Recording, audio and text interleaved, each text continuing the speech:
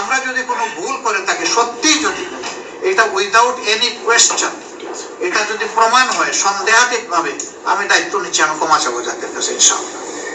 এই ব্যাপারে আমার কোনো দুর্বলতা।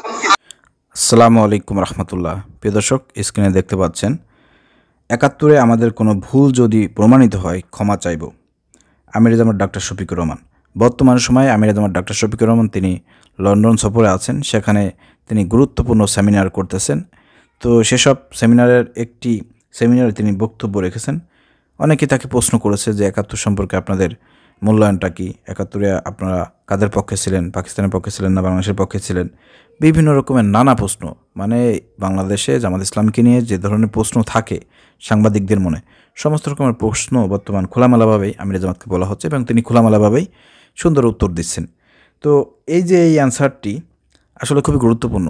আমরা এতদিন শুনে এসেছি বিএনপি সহ আরও অন্যান্য রাজনৈতিক দল যাদের জামাতকে নিয়ে অ্যালার্জি আছে, চুলকানি আছে, তারা বিভিন্ন সময় বলে থাকে যে জামাত সেই ৭১-এর জন্য এখনও ক্ষমা চায় নাই, তাদের ক্ষমা চাইতে হবে। অনেক বাংলাদেশের সুশীল আছে, তারপর বিভিন্ন রকমের অনেক বুদ্ধিজীবী আছে, তারা এই প্রশ্নটাই বিভিন্ন সময় করে থাকে যে বাংলাদেশে জামাত ইসলামের রাজনীতি করার সুযোগ নাই, রাজনীতি করতে পারবে না যতক্ষণ না পর্যন্ত তারা ৭১-এর জন্য ক্ষমা না চাইবে। তো যাই হোক, ক্ষমা তো চাওয়া দূরের কথা, বাংলা জামাত ইসলামী এই পর্যন্ত কোনোদিন ক্ষমা চায় নাই, চাইবেও না। আর এখন যেহেতু আমিরাজামাতকে প্রশ্ন করা হয়েছে, তখন তিনি খোলামেলায় বলেছেন যে ৭১-এ যদি আমাদের কোনো ভুল হয়ে থাকে এবং এটা যদি প্রমাণিত হয় তাহলে আমরা ক্ষমা চাইব। এটা তো বাস্তব কথা। প্রিয় দর্শক, চলেন আমিরাজামাত কী বলেছে আমরা একটু আপনাদেরকে পড়ে শোনাচ্ছি। ভিডিওটি শেয়ার করে সবাইকে দেখার সুযোগ করে দেন। বাংলাদেশ জামাত ইসলামের আমির ডাক্তার শফিকুর রহমান বলেছেন, ৭১-এ আমরা কোনো ভুল করে থাকলে এবং তা যদি সন্দেহাতীতভাবে প্রমাণিত হয় আমি জাতির কাছে ক্ষমা চাইব। এই যে একটা সুযোগ, যত বুদ্ধিজীবী আছেন, সুশীল নাগরিক যারা আছেন, লাইগে যান, আপনারা দেখেন, খোঁজেন, প্রমাণ প্রুফ বের করে আমিরাজামাতের কাছে যান, ধরাই দেন, বুঝাই দেন যে হ্যাঁ আপনারা ভুল করছেন, অন্যরা সঠিক করছে, আপনারা ভুল করছেন, ধরাই দেন। সন্দেহাতীত যদি প্রমাণিত হয় তারপরে আমিরাজামাত বলছেন যে আমরা ক্ষমা চাইব। আপনাদের জন্য একটা প্লাস পয়েন্ট এবং সুযোগ এসেছে, এই সুযোগটা মিস করবেন না। আমার বিশ্বাস আপনারা পারবেন না। জামাত ইসলাম যে ৭১ সালে ভুল করেছে এর কোনো প্রমাণ ডকুমেন্টস আপনারা দেখাই দিতে পারবেন না, এবং আমার বিশ্বাস যে আমিরাজামাতের আমাদের ক্ষমাও চাইতে হবে না। তারপর আপনারা চেষ্টা করেন, আপনাদের জন্য একটা সুবর্ণ সুযোগ।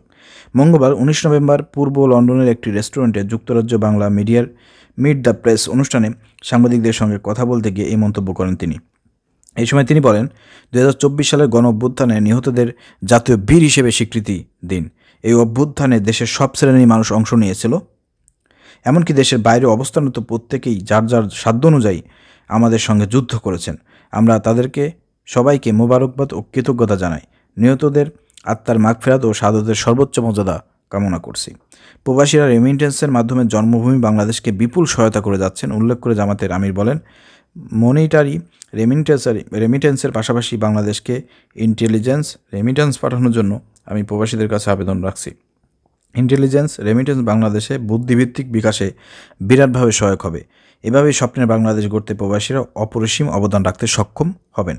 বিগত সরকারের লাগামহীন দুর্নীতির কথা উল্লেখ করে ডক্টর শফিক বলেন, যে পরিমাণ উন্নয়ন করা সম্ভব হতো সেটা হয়নি। বাংলাদেশে একটি উন্নয়ন প্রকল্পে যে ব্যয় দেখানো হয়েছে আমাদের অঞ্চলের অন্যান্য দেশে সেই ধরনের উন্নয়ন প্রকল্প তার 3 ভাগের 1 ভাগ ব্যয় সম্পন্ন হয়েছে।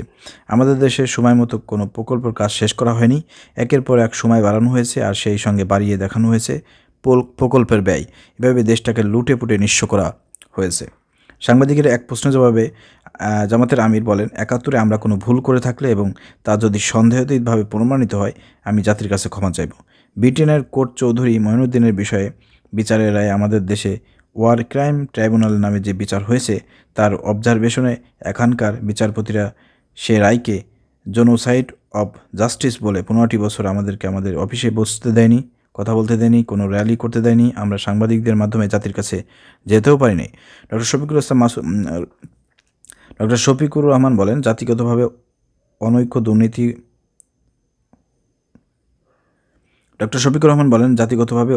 দুর্নীতির কারণে আমরা জাতি হিসেবে এগোতে পারিনি। দুর্নীতি আমাদের জন্য একটি জাতীয় লজ্জার বিষয়। যুক্তরাজ্য নিজেদের দুর্নীতি থেকে অনেকটা মুক্ত রাখতে পারার কারণে সারা বিশ্বে নিজেদের একটা মর্যাদাপূর্ণ স্থানে নিয়ে যেতে পেরেছে, কিন্তু আমরা পারিনি। যারা সমাজ পরিচালনা করবে তারা পরিচ্ছন্ন না হলে সমাজ পরিচ্ছন্ন হবে না। অনুষ্ঠানে আরও উপস্থিত ছিলেন বাংলা জামাত ইসলামের ইউরোপের মুখপাত্র ব্যারিস্টার আবু বকর মোল্লা, আবু সালেহ ইয়াহিয়ার পরিচালনার অনুষ্ঠান কোরআন থেকে তেলাওয়াত করেন ইমাম উদ্দিন এবং দেশাত্মবোধক গান পরিবেশন করেন শিল্পী কামাল হোসেন। যুক্তরাজ্যের বিভিন্ন বাংলা মিডিয়ার অর্ধশতকেরও বেশি সাংবাদিক এতে অংশগ্রহণ করেন। প্রিয় দর্শক, আপনারা শুনলেন কালবেলা যে নিউজটি করেছে। এখানে সর্বশেষ আমি যে বিষয়টি বলতে চাই সেটা হলো যে ৭১ যদি কোনো কিছু প্রমাণ হয় তাহলে জামাতের আমির ক্ষমা চাবেন। এটা হচ্ছে মূল বিষয় এখানে আলোচনার। দেখেন, জামাত ইসলামের আমির ডক্টর শফিকুর রহমান বর্তমানে 5 আগস্টের পর থেকে যেভাবে ফোকাস হয়েছেন, তার কথাবার্তা, তার আদর্শ, তার চরিত্র, কথাবার্তা, তার গান বলব আলোচনা, তার কাজকর্ম সব কিছু দেখে বাংলাদেশের মানুষ কিন্তু মুগ্ধ হয়েছে। তো আমির জামাত যে ঘোষণাটি দিয়েছে, এখন সুযোগ আছে যারা এতদিন প্রশ্ন তুলেছেন জামাতকে নিয়ে, আপনারা একটু দেখেন, খোঁজেন, যদি জামাতের বিষয়ে যদি কোনো রকমের কোনো নেগেটিভ আপনারা কোনো কিছু পান, যদি ৭১ যদি কোনো ভুল পান, তাহলে এটা প্রমাণ করতে পারে অবশ্যই ক্ষমা চাইবে। এটা আপনাদের জন্য সুবিধাজনক সুযোগ। কিন্তু আমার মনে হয় না যে এই সুযোগটা তারা পাবে, অথবা এই ভুলটা তারা ধরতে পারবে। কারণ আমির জামাত যেভাবে বর্ণনা করে দিয়েছেন যে ওই সময় সবাই যেভাবে ছিল, জামাত ইসলামও সেইভাবে ছিল। এখানে ভুল আপনি খুঁজে পাবেন না, সুযোগ নাই। চিন্তাভাবনা করে আমির জামাত কথা বলছে।